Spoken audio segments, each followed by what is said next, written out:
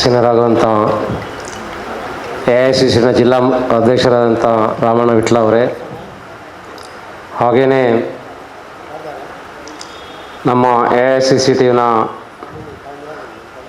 ಮುಖಂಡರಾದಂಥ ಮೋಹನ್ ಅವರೇ, ಇವತ್ತು ಈ ಒಂದು ಕಾರ್ಯಕ್ರಮಕ್ಕೆ ಬಂದಿರುವಂಥ ಮಾನ್ಯ ಕಾರ್ಮಿಕ ಅಧಿಕಾರಿಯಾದಂಥ BR ಕುಮಾರ್ ಅವರೇ, ಹಾಗೆಯೇ ಶ್ರೀಮತಿ ವಿಲ್ಮಾ ಎಲಿಜಬೆತ್ ಅವರೇ, ಮಾನ್ಯ ಕಾರ್ಮಿಕ ಅಧಿಕಾರಿಗಳು, ಹಾಗೆಯೇ ನಮ್ಮ ವಕೀಲರ ಸಂಘದ ಜಿಲ್ಲಾಧ್ಯಕ್ಷರಾದಂಥ ತುಳಸಿದಾಸ್ ಅವರೇ, ಮೊಹಮ್ಮದ್ ಆಸ್ಫಿ ಅವರೇ, ಹಾಗೆಯೇ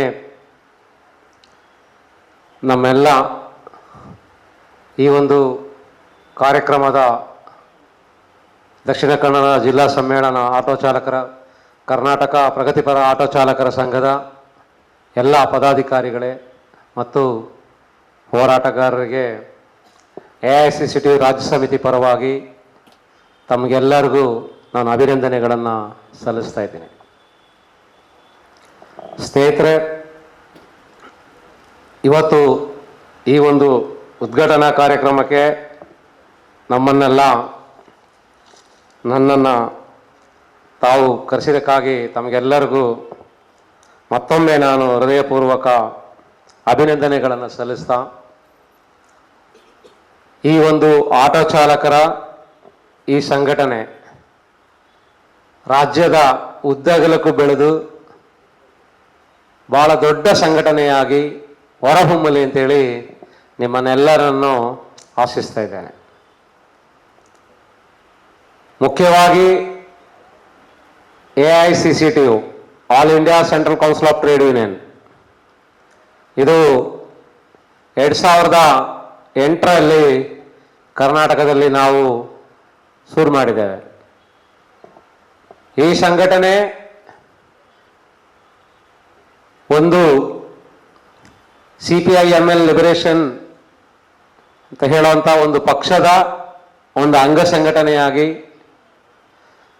ಇವತ್ತು ಕರ್ನಾಟಕದಲ್ಲಿ ಅದು ಪಕ್ಷ ಇರ್ಬೋದು, ಕಾರ್ಮಿಕ ಸಂಘಟನೆ ಇರ್ಬೋದು, ವಿದ್ಯಾರ್ಥಿ ಸಂಘಟನೆ, ಯುವಜನ ಸಂಘಟನೆ, ಇದು ಮಾತ್ರ ಅಲ್ಲದೆ ವಕೀಲರ ಸಂಘದಲ್ಲೂ ಸಹ ಇವತ್ತು ದೇಶವ್ಯಾಪ್ತಿ ನಾವು ಕೆಲಸಗಳನ್ನು ಮಾಡ್ತಾ ಇದ್ದೀವಿ.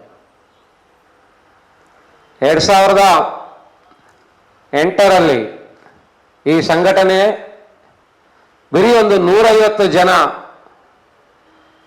ಮನೆಗಳಿಗೆ ಕಾಂಕ್ರೀಟ್ ಹಾಕುವಂಥ ರೆಡಿಮಿಕ್ಸ್ ಕಾರ್ಮಿಕ ಸಂಘಟನೆಯವರು ಈ ಸಂಘಟನೆಯನ್ನ ಶುರು ಮಾಡ್ತಾರೆ.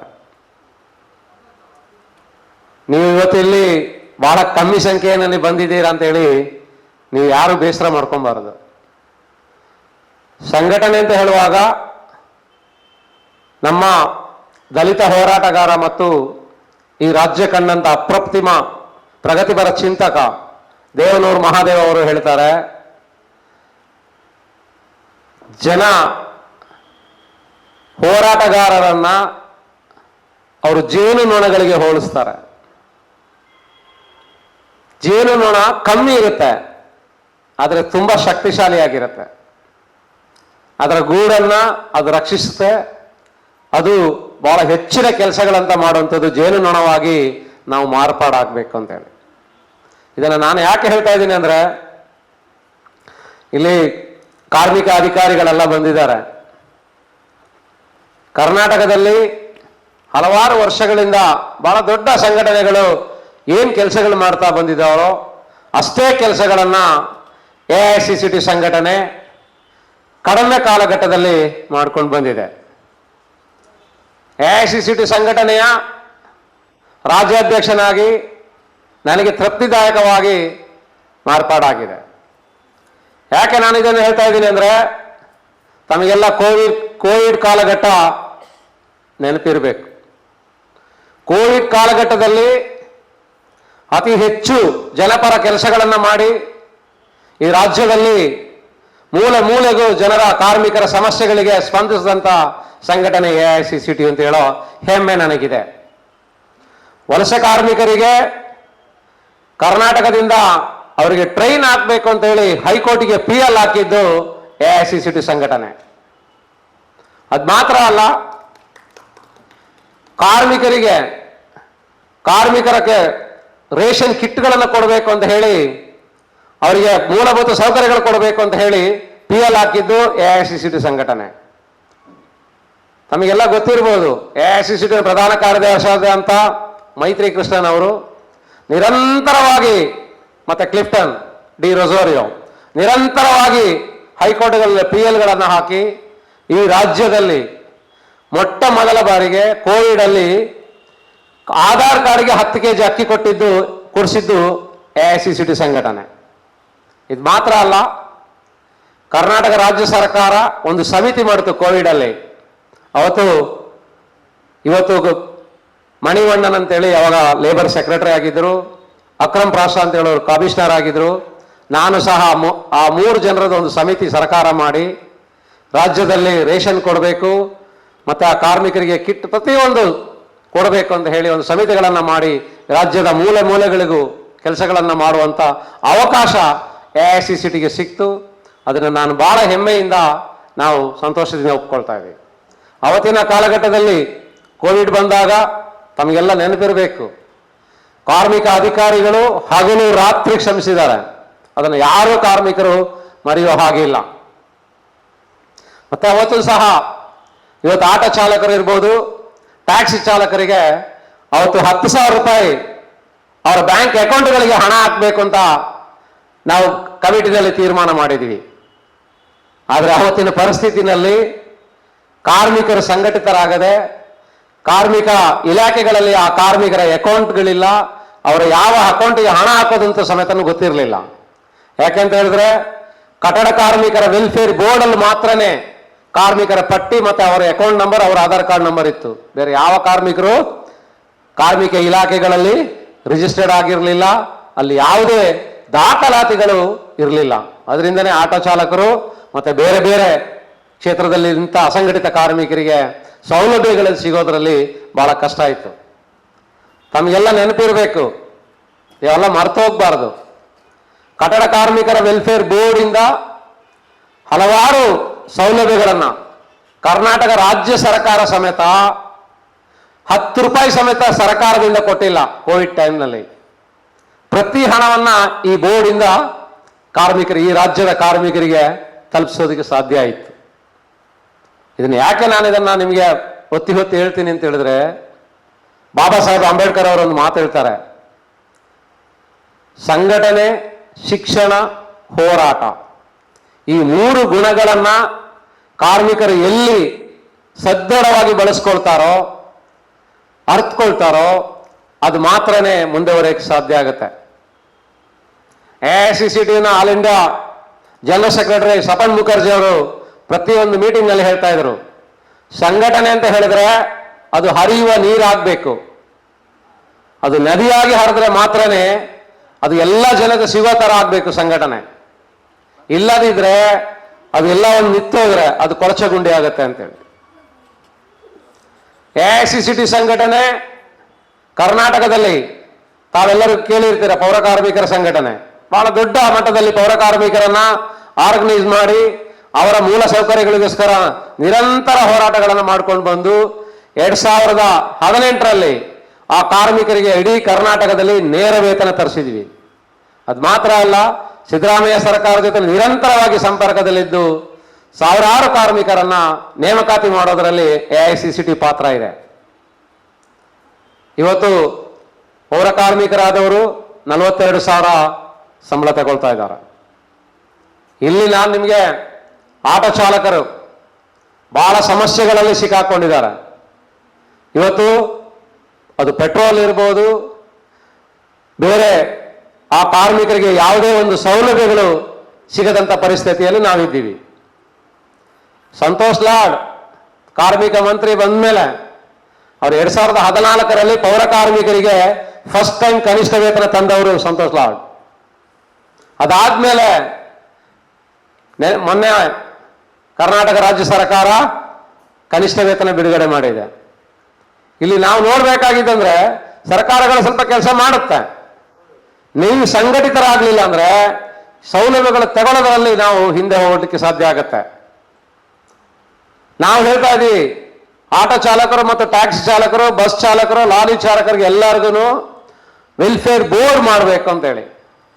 ಖಂಡಿತ ಅವ್ರು ಒಪ್ಕೊಂಡಿದ್ದಾರೆ, ಬೋರ್ಡ್ ಆಗುತ್ತೆ. ಆದ್ರೆ ವೆಲ್ಫೇರ್ ಬೋರ್ಡ್ ಮಾಡಿದ್ರೆ ಆ ಬೋರ್ಡಲ್ಲಿ ಸದಸ್ಯರಾಗದೆ ನೀವು ಹೇಗೆ ಬೆನಿಫಿಟ್ ಪಡ್ಕೊಳಕ್ಕಾಗತ್ತೆ? ಇದು ದೊಡ್ಡ ಸಮಸ್ಯೆ. ಇದು ನಾವು ಜಾಗೃತರಾಗಬೇಕು. ಮತ್ತೆ ಯಾವುದನ್ನು ಸರ್ಕಾರ ಡಿಕ್ಲೇರ್ ಮಾಡುತ್ತೆ, ಇವತ್ತಿಗೂ ಕರ್ನಾಟಕದಲ್ಲಿ ಏನು ಕನಿಷ್ಠ ವೇತನ ಇದೆಯೋ ಆ ಕಾರ್ಮಿಕರಿಗೆ ಸಿಗಬೇಕಾದ್ರೆ ಎಲ್ಲೋ ಸಂಘಟಿತರಾಗಿ ಹೋರಾಟ ಮಾಡೋ ಕಾರ್ಮಿಕರಿಗೆ ಮಾತ್ರ ಸಿಗ್ತಾ ಇದೆ.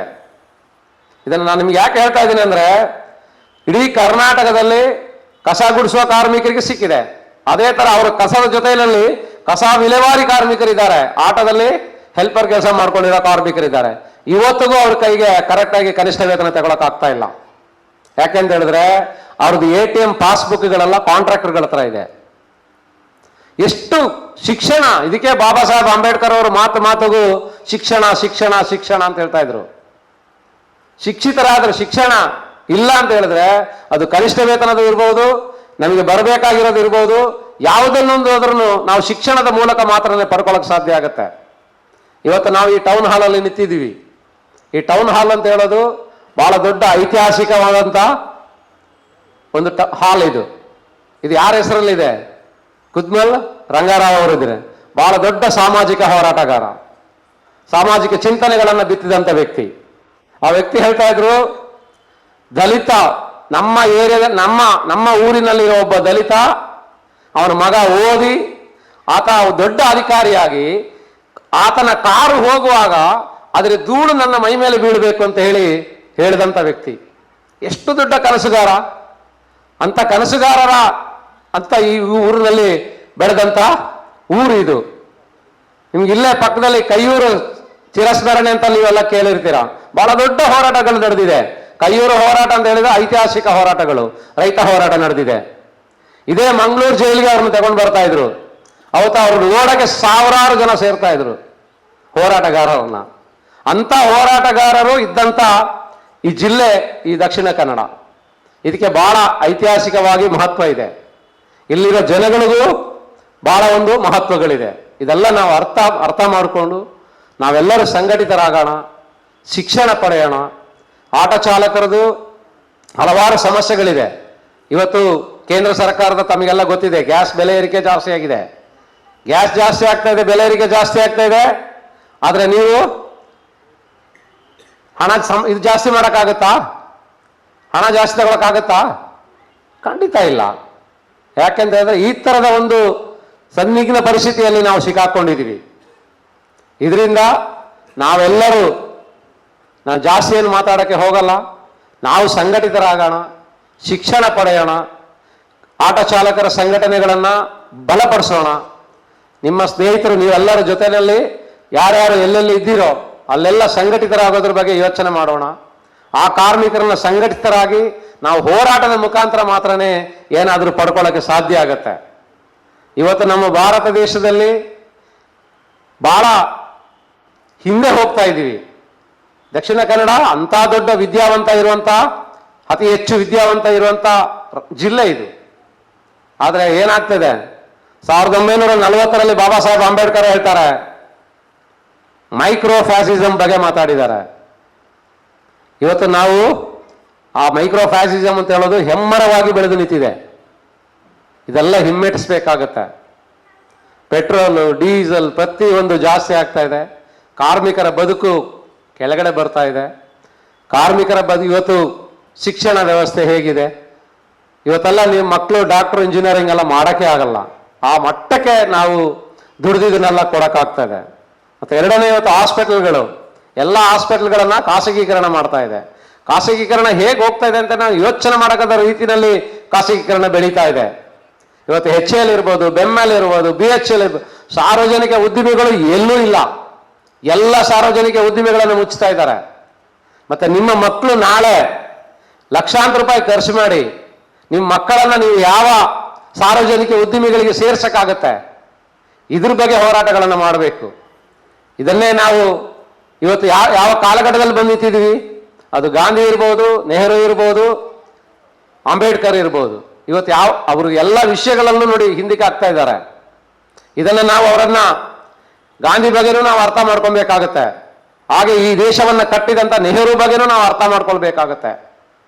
ಅದೇ ಈ ದೇಶಕ್ಕೆ ಸಂವಿಧಾನವನ್ನು ಕೊಟ್ಟಿದ್ದ ಬಾಬಾ ಸಾಹೇಬ್ ಅಂಬೇಡ್ಕರ್ ಅವರನ್ನು ಸಹ ನಾವು ನೆನೆಸ್ಕೊಳ್ಬೇಕಾಗತ್ತೆ.